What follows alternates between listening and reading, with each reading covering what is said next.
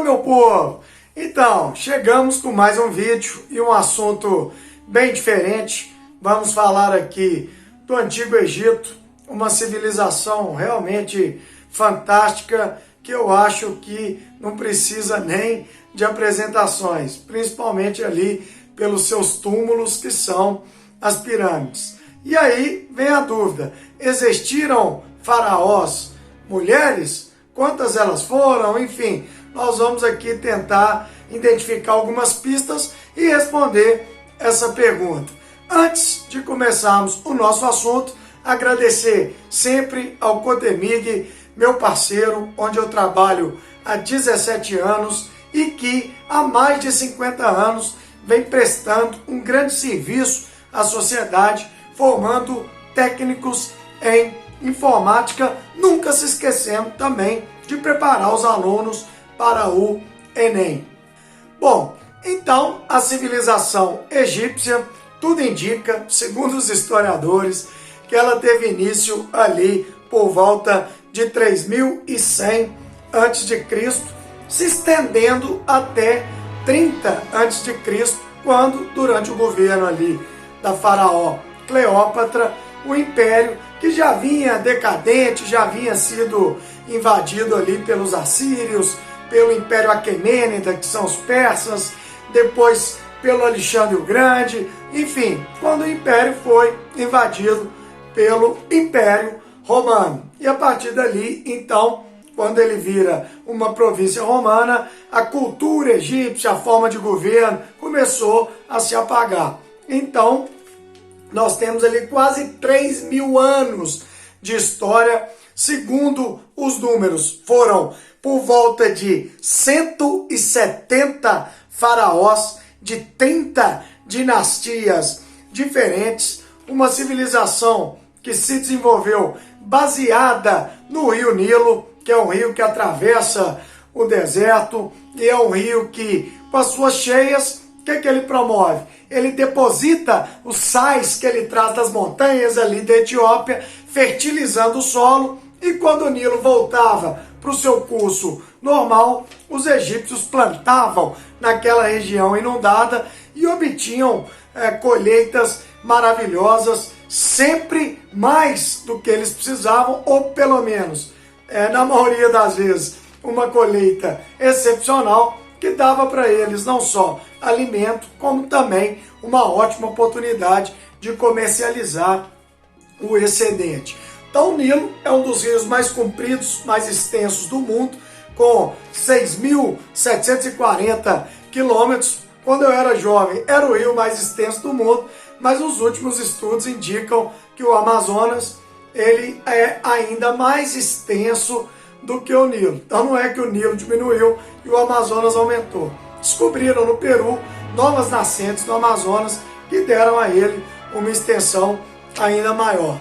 Bom, as pirâmides são um grande objeto de desejo ali de quem visita o Egito hoje. As pirâmides realmente elas formam a grande riqueza arquitetônica do Antigo Egito. Segundo os estudos, nós temos catalogadas 123 pirâmides, entre elas 3 principais, que são as pirâmides de Gizé, que ficam ali a 25 quilômetros da capital do Egito, que são Quéops, Quéfren e Miquerinos. É uma família que foram enterrados ali de faraós, já que as pirâmides nada mais eram do que túmulos. Então os egípcios, que eram politeístas, acreditavam em vários deuses, Horus, Ísis, Osíris, enfim, eles acreditavam em vida após a morte. Então eles eram enterrados ali com as suas riquezas, eram mumificados, porque eles acreditavam que acordariam e precisariam não só do corpo, mesmo ali, de certa forma, deteriorado, e também das suas riquezas no pós-vida. A maior pirâmide é a de Quéops, com 146 metros de altura, foi construída por volta de 2580 a.C., então é uma construção que tem 4.500 anos e está de pé até hoje, sendo a única das 7 maravilhas da antiguidade ainda existente.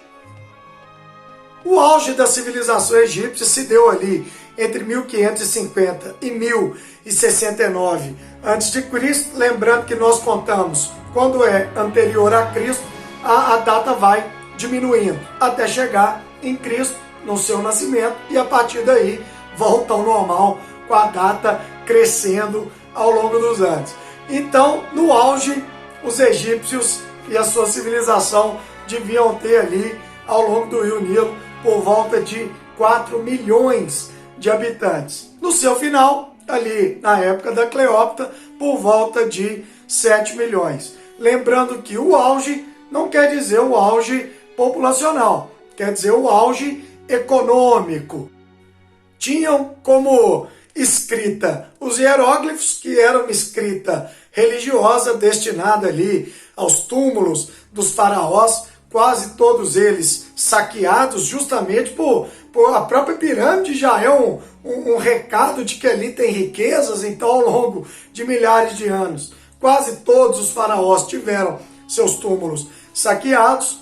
Tinha a escrita hierática, que era uma escrita mais administrativa, e a escrita demótica, que era uma escrita mais popular. E aí, respondendo a pergunta, existiram faraós mulheres?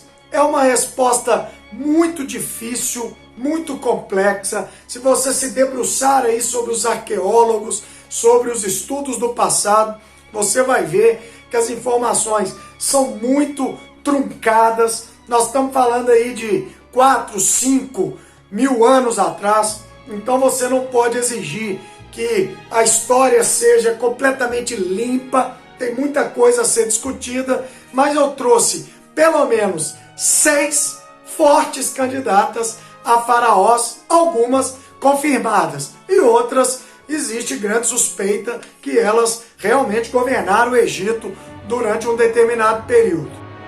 A primeira da nossa lista é Meneite, que teria governado o Egito como faraó ali entre 2970 a 2950. Não estou falando que ela governou por 20 anos. O governo dela teria sido entre esse período aí.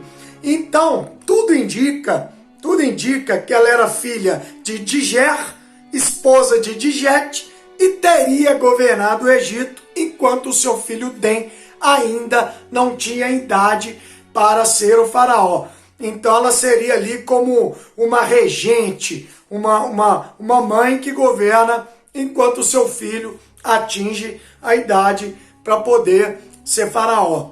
Então a segunda da lista é Sobekneferu, que teria governado o Egito por volta de 1806 a.C.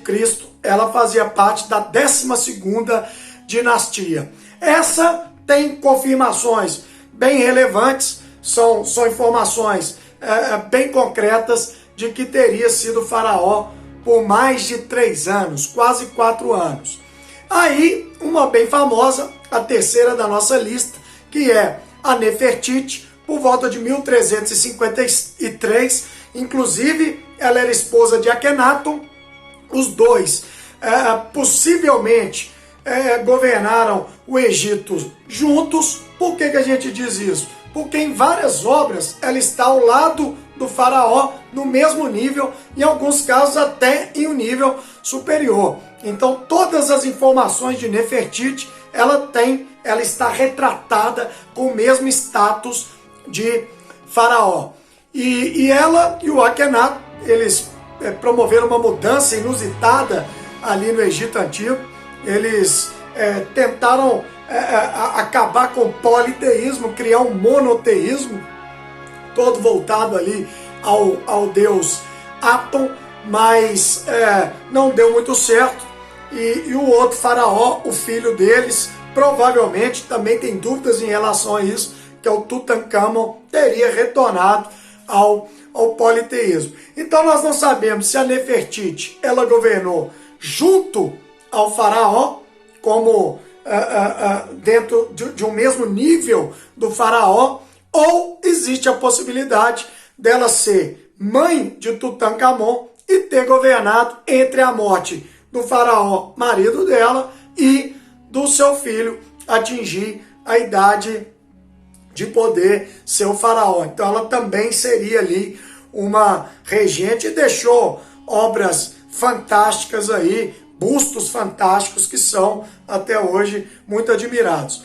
A quarta da nossa lista também confirmada, provavelmente é a maior de todas as faraós, que é Hatshepsut, que foi governante de 1478 ou 1479 a 1458. Então essa teria governado por 20 anos.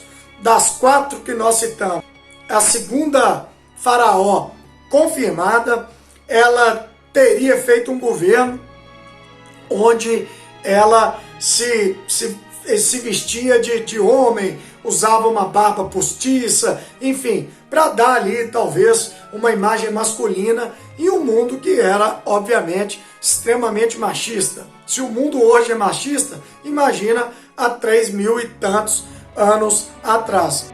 Aí chegamos com Taosret, que governou de 1191 por 7 anos.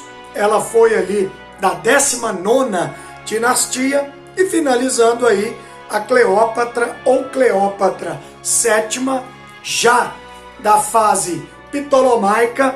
Ela foi faraó já após a conquista do Egito pelo Alexandre o Grande, que deixou lá um general Ptolomeu como faraó, e a partir dele vem uma dinastia que comandou o Egito ligado aos gregos. Então a Cleópatra teria origem grega, teria origem ali macedônia, e ela foi o último dos faraós, se envolveu ali com Júlio César, com Marco Antônio, e teria perdido a guerra com Otávio, que depois virou o imperador Augusto, decretando o fim do Egito Antigo.